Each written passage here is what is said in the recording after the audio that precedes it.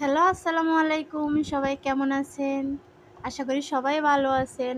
আল্লাহর রহমতে আমরা মা-মেয়েও খুব ভালো আছি। আমার মেয়েটার আজকে ১০ মাস চলে। ২ টা দাঁত নিচের ২ টা দাঁত উঠে গেছে, উপরের মাড়ির ২ টা দাঁত উঠতেছে। আমার মেয়ে আমড়া ডাইল খেতে খুবই পছন্দ করে, কারণ ওনার টক বেশি পছন্দ। তাই ওনার জন্য আমি এখন রাতের ১০টা বাজে আমড়া ডাল রান্না করতেছি।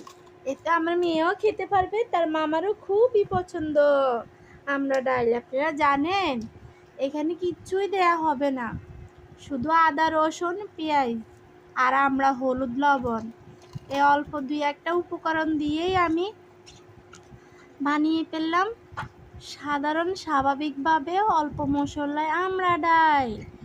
আপনারাও এভাবে বানিয়ে ফেলবেন আপনাদের বাবুর জন্যে, অনায়াসে রাতে দুপুরে খেয়ে নিবে।